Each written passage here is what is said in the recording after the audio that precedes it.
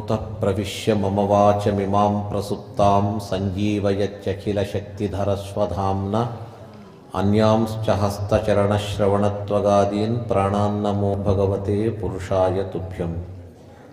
समाश्रयेद्गुरुं भक्त्या महाविश्वासपूर्वकं निक्षिपेत् सर्वभारांश्च गुरोः श्रीपादपङ्कजे। श्रीगुरुभ्यो नमः। మనోవిశుద్ధై చరితానువాద. భగవద్భక్తుల చరిత్ర, భగవంతుని చరిత్ర. కొందరు తామే స్వతహా పారాయణం చేస్తారు, చదువుకుంటారు. దానికంటే విశేషమంటే మరొకరు తెలిసిన వాళ్ళు చెప్పేటప్పుడు వినేది.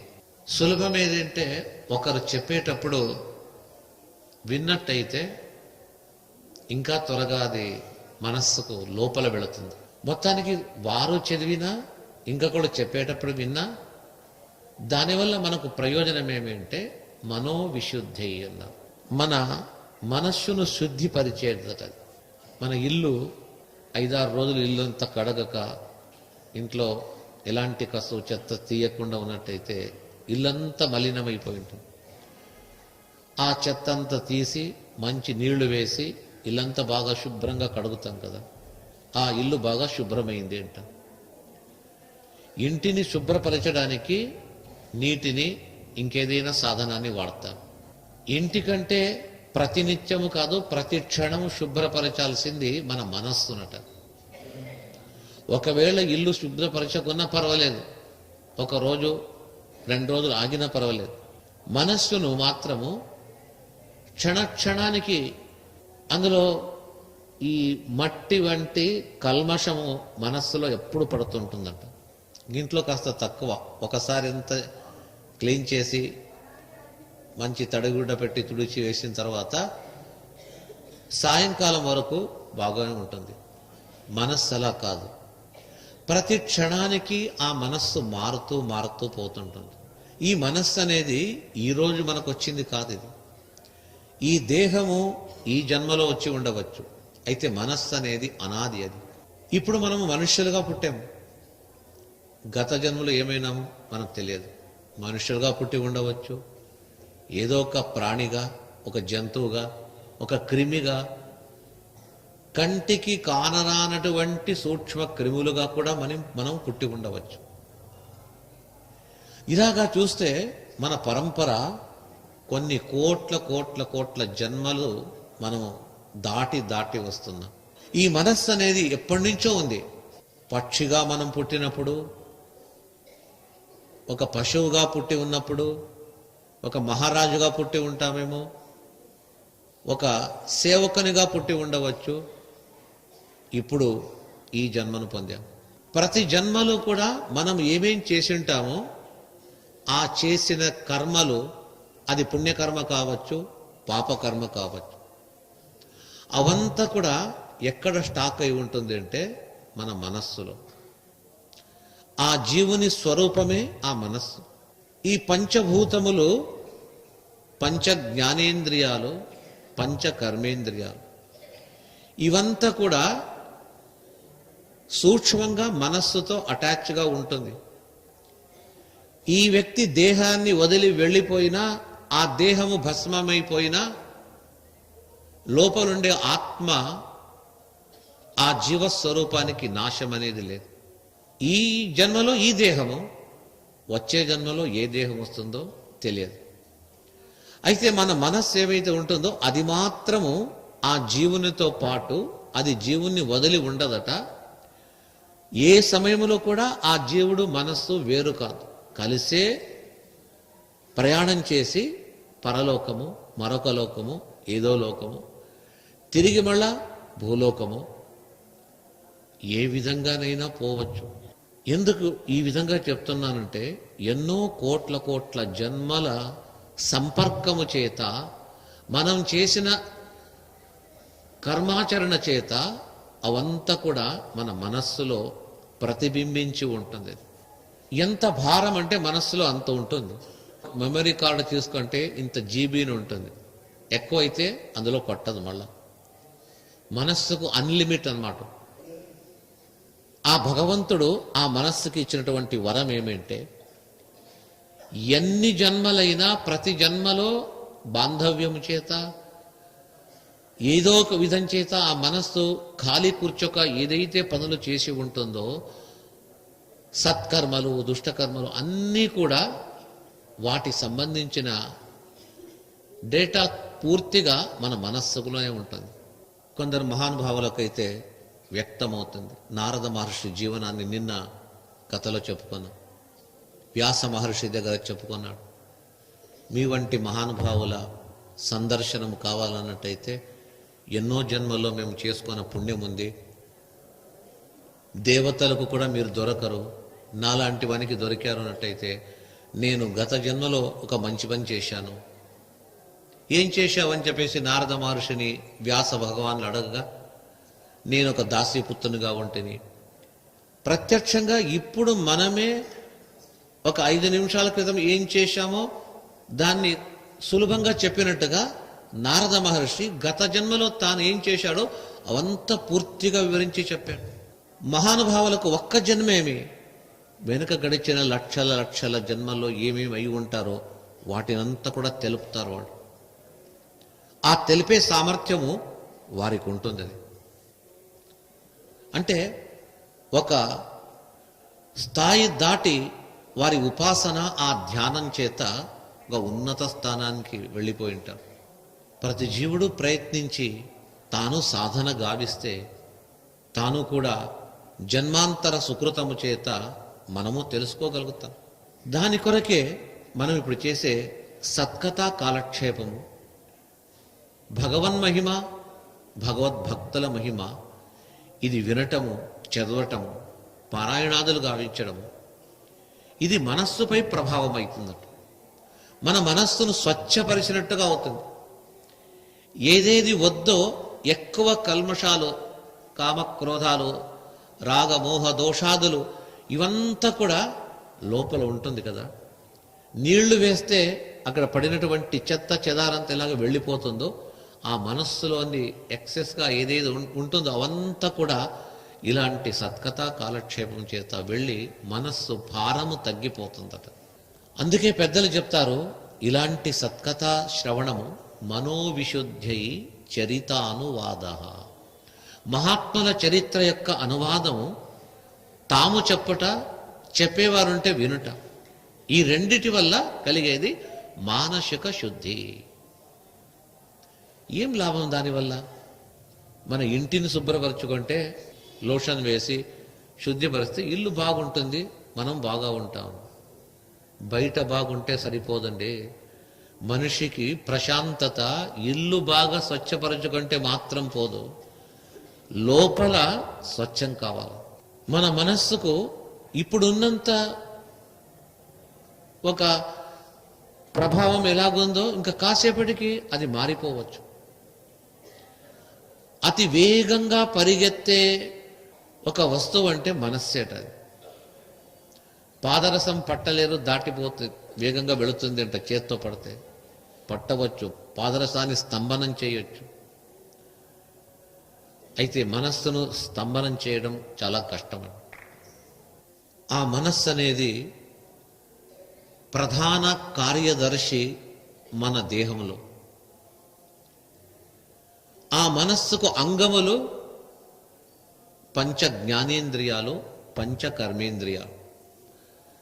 అంటే జ్ఞానేంద్రియములు అంటే వెంటనే గ్రహించేవి. కర్మేంద్రియములు ఉన్నట్టయితే జ్ఞానేంద్రియముల ద్వారా వాటికి ప్రభావం అవుతుంది. మొత్తము ఏ ఇంద్రియములతో ఏ పని చేసినా అది మొట్టమొదట తెలిసేది మనస్సు. ఇట్లా చూస్తూ ఉంటాం, దూరం నుంచి ఒక వ్యక్తి వస్తాడు, ఆ వ్యక్తిని గుర్తుపట్టేది ఏ ఇంద్రియం అంటే కళ్ళు అని చెప్తాం. కళ్ళు కాదు, కళ్ళతో చూస్తాం. కళ్ళ పని ఎంతవరకు? ఆ వచ్చిన వ్యక్తి రూపాన్ని తీసుకెళ్ళి మనస్సుకు అందిస్తుంది, అంతే. ఫోటోగ్రాఫర్ ఫోటో తీసి పంపినట్టుగా ఈ కళ్ళ పని ఏమి అంటే, మన దేహానికి భగవంతుడు అనాది నుంచి ఇచ్చాడు. ఈ నయనేంద్రియం సర్వేంద్రియాణం నయనం ప్రధానం. సకల ఇంద్రియాలకు ప్రధానమైంది కళ్ళు. ఒక వ్యక్తిని, ఒక వస్తువును చూచే శక్తి కళ్ళకు. అది చూచుట మాత్రమే. ఆ వ్యక్తి చిత్రము చేసి మనస్సుకు పంపితే మనస్సు గుర్తుపడుతుంది. వచ్చేవాడు ఫలాని వ్యక్తి, వాడు అక్కడ ఉంటాడు, నాకు పరిచయం అనే ఆ ఒక భావన ఎప్పుడు వస్తుంది అంటే మనస్సుకు తట్టిన తర్వాత వస్తుంది. ఏదో ఒక శబ్దం వస్తుంది, ఆ శబ్దాన్ని వింటాం, ఎవరో మాట్లాడింది, ఆ ధ్వనిని బట్టి ఈ మాట్లాడింది ఫలాని వ్యక్తి అని చెప్పేసి. అది చెవి కాదు చేసేది. చెవి ఏం చేస్తుంది? ఆ శబ్దాన్ని తీసుకువెళ్ళి మనస్సుకి ఇస్తుంది. కళ్ళు వ్యక్తి రూపాన్ని ఇస్తే శబ్దాన్ని అందించేది మనస్సుకు చెవి. ఘ్రాణేంద్రియం లోపల వంటింట్లో ఏదో వంట చేస్తుంటారు, వంట మాడిపోయి ఉంటుంది, బయట పేపర్ చదువుతూ కూర్చొని ఉంటాడు, టీవీ చూస్తూ కూర్చొని ఉంటాడు, చెప్తారు తాళింపు మాడిపోతుంది దింపేసేయని చెప్తారు. ఇక్కడి నుంచే కళ్ళతో చూచాడా? లేదు. ఎలా తెలిసింది? ఆ వాసన వస్తుంది. ఆ వాసన మనస్సుకు వెళితే మనస్సు సమాధానం ఇస్తుంది. బెండకాయ కూర చేస్తున్నారు, మాడిపోతుంది, దింపమని చెప్పు అని ఇక్కడి నుంచే చెప్తాడు. అది ఎక్కడి నుంచి అంటే మనస్సు. మన యొక్క దేహములో ఉండే ప్రతి అవయవాలకు ప్రధాన కార్యదర్శిగా పనిచేసేది మన మనో ఇంద్రియము. మనస్సు ప్రబలమైందట. కాకపోతే ఈ మాలిన్యమైన వాతావరణంలో పుట్టిన వ్యక్తులకు, మాలిన్యం అంటే ఈ బయట ఉండే పొల్యూషన్ అని అర్థం కాదని చెప్పడము, ఈ దుష్ట జనుల సంపర్కము చేత దుష్ట యుగములో పుట్టిన వారికి ఏమైపోతుంది? మనస్సు బలహీనమైపోయి ఇంద్రియముల వశమైపోతుందట. ఇంద్రియములు అనేది ఉంది, ఆ ఇంద్రియములు మనస్సుకు అధీనంగా ఉండాలి. ఇప్పుడు మనకేమైంది? ఇంద్రియములే మనస్సును తన అధీనములో తీసుకున్నది. ఎంత ప్రధానం ఉంటే, ఒక గుర్రం పైన ఒక వ్యక్తి కూర్చుంటాడు. ఆ కూర్చున్న వ్యక్తి ఏం చేస్తాడు? ఎక్కి గుర్రం పైన కూర్చోడు ఒకేసారి. ఏమీ లేకుండా గుర్రం పైన కూర్చుంటే అది ఎగురుతూ పోతుంది. అతనికి పట్టుకోవడానికి ఏది పట్టు ఉండదు, ఎక్కడో తీసుకెళ్ళి కింద పడేస్తుంది. ఏం చేయాలి? ఆ గుర్రం పైన కూర్చున్నవాడు గుర్రానికి ముక్కుకు వేసి తాడు కట్టి ఆ తాడుని తన చేతిలో ఉంచుకుంటాడు. అది ఎంత పరిగెత్తినా దాన్ని లాగితే ఆ గుర్రం ఆగిపోతుంది. దాన్ని కట్టే లగాం అంటారు, పట్టుకునే తాడది. కూర్చున్నవాడు సేఫ్గా ఉండాలంటే ఆ గుర్రానికి వేసిన తాటిని తన చేతిలో పట్టుకోవాలి. వెనుకటి కాలంలో రథముల్లో కూర్చొని రథానికి గుర్రాలు కట్టేవారు. ఆ రథానికి వేసిన ఆ తాడును గుర్రాలకు వేసి పట్టుకొని ఉంటారు. మనము కూడా రథములో కూర్చున్నాము. ఇప్పుడు ఏ రథము? మన దేహమే ఒక రథము. ఆ దేహం అనే రథములో జీవుడు రథికుడు. గుర్రాలు ఎన్ని అంటే 10 గుర్రాలు కట్టాము. పంచ జ్ఞానేంద్రియాలు, పంచ కర్మేంద్రియములు అనేది 10 గుర్రములు. సూర్యునికి 7 ఉంది, మాకు 10 ఉంది. సూర్యుని రథానికి ఎన్ని? సప్తాశ్వరథ వాహనేన దివ్యం మేరుం ప్రదక్షిణీ కుర్వాణం. సప్తాశ్వరథ వాహనుడు ఉంటాడు. 7 అశ్వములు ఆ సూర్య రథానికి. మన దేహమనే రథములో జీవుడనే రథికుడు. పంచ జ్ఞానేంద్రియాలు, పంచ కర్మేంద్రియాలే గుర్రాలు. ఆ గుర్రాలు రథము ఉంది, లోపల జీవుడనే రథికుడు కూర్చున్నాడు. గుర్రం పైన కూర్చున్నవాడు ఆ గుర్రానికి కట్టిన తాటిని గట్టిగా చేతిలో పట్టుకోవాలని చెప్పారు. అయితే ఇప్పుడు మనమేం చేస్తున్నాము?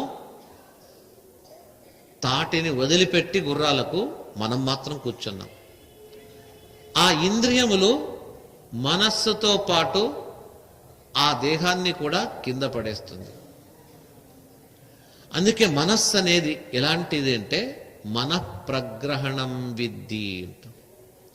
ఇంద్రియాణి హయానాహు.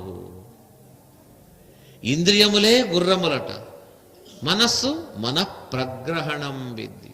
తాడట, ఆ గుర్రాలకు రథానికి వేసి కట్టే తాడు. ఆ మనస్సు అనే ఒక తాటిని ఇంద్రియములే దానికి కట్టి ఆ మనస్సును తన చేతిలో ఉంచుకొని తాటిని లాగుతూ ఉండాలి. మనమేం చేస్తున్నాము? కట్టిన తాడును గుర్రాలకి ఒప్పజెప్పేస్తున్నాం. అంటే మనస్సును ఇంద్రియాలకు ఒప్పజెప్పేస్తున్నాం. ఒక్కొక్క ఇంద్రియము ఒక్కొక్క వైపు మనస్సును తీసుకెళుతూ ఉంటే మనము కూడా ఆ మనస్సుతో పాటు ఎక్కడికి తీసుకెళితే అక్కడ పోతున్నాం. అందుకే పిచ్చి గుర్రము వలె ఈ మనిషికి ఏం చేయాలో తెలియక సతమతమవుతూ ఉన్నాం. ఇంద్రియములను మనస్సు తన వశములో నుంచుకోవాలి. అయితే ఇంద్రియములే మనస్సును తన వైపు తిప్పుకున్నది. దారి తప్పిపోయింది, దారి తప్పి వెళ్ళిపోతుంది. ఇంట్లో పిల్లలు స్కూల్కి పంపిస్తూ ఉంటే బయట చిరుతిండ్లు తింటుంటారు, ఏది కనిపిస్తే అది తింటారు. ఇంట్లో తినరు. తల్లి ఏం చేస్తుంది? అప్పుడు బయట తింటున్నామని పిల్లలు కొడతారు. ఎందుకంటే వారికి ఆ బయటి తినలేదో ఏదో ఒక రుచి ఉంటుందని పోతారు. అప్పుడేం చేయాలంటే పిల్లలను తిన్నందు కొట్టక వారికి ఏం కావాలనో బయట ఏం దొరుకుతుందో దాన్ని ఇంట్లోనే ఇప్పించాలి. వారు ఏదైతే ఇష్టపడతారో అది ఇంట్లో వాళ్ళకు తెచ్చి ఇస్తే ఇక్కడ తృప్తి పడిపోతే బయట దానికి వెళ్ళరు. అదేవిధంగా మనస్సుకు ఈ ఇంద్రియములు తృప్తిని ఇస్తుంది అని మనస్సు ఇంద్రియాలను పట్టుకొని వెళుతుంది.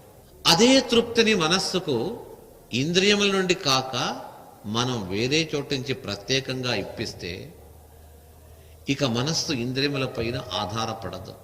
ఆ మనస్సుకు పుష్టిని కలిగించేది ఏది?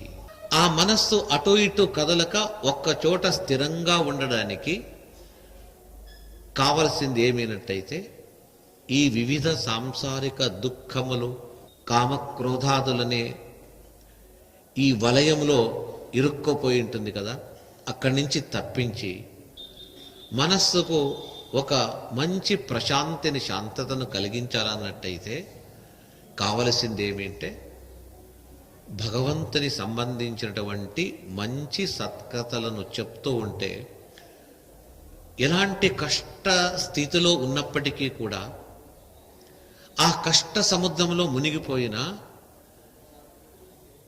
ఎండలో బాగా గ్రీష్మ బాధను తట్టుకోలేక బయటకు వెళుతూ ప్రయాణం చేస్తూ బాటసారులకు తీక్షణమైన ఎండలో వెళుతూ ఆ ఎండను భరించలేక వెళుతూ ఉంటే ఎక్కడైనా చిన్న చెట్టు అగపించి కాస్త నీడ దొరికితే ఆ నీడ వారికి ఎంత ప్రశాంతంగా ఉంటుందో తెలుసా? ఇంట్లో ఫ్యాన్ వేసుకున్నంత సుఖం కూడా కాదు. మళ్ళా ఒక చిన్న చెట్టు కాస్త నీడ ఉంటే అది ఉపశమనం అవుతుంది. అదేవిధంగా మన మనస్సు కూడా ఎండలో తిరిగిన బాటసారి వలె ఈ వివిధ సాంసారిక తాపములచే ఆ మనస్సంతా బాగా తప్తమైపోయి ఉంటుంది. ఒక పొయ్యి పైన పెన్నం కానీ ఒక పాత్ర కానీ ఉంచి ఏమి వేయకుండా పోతే బాగా కాలిపోయి ఉంటుంది. ఆ విధంగా మనస్సు తప్తమైపోయి ఉంటుంది. భగవంతుని సత్కథ అనే ఒక అమృత బిందువులు, మంచినీటి చినుకులు పైన పడినట్టయితే ఆ మనస్సుకు తృప్తి కలుగుతుంది. ఎలాంటి కష్ట పరిస్థితిలో ఉన్నా కూడా మంచి విషయములు చెప్తే ఆ విషయములు మనస్సుకు బాగా హత్తుకొని పోయినట్టయితే ఆ మనోమాలిన్యము తొలగేదే కాకుండా మనోభారము కూడా తగ్గిపోతుంది. స్వామి బోధానంద గోసేవ ఆశ్రమం, సైథాపూర్. జ్యోతిష్యం, వాస్తుశాస్త్రం మన పూర్వీకులు మనకిచ్చిన వరం.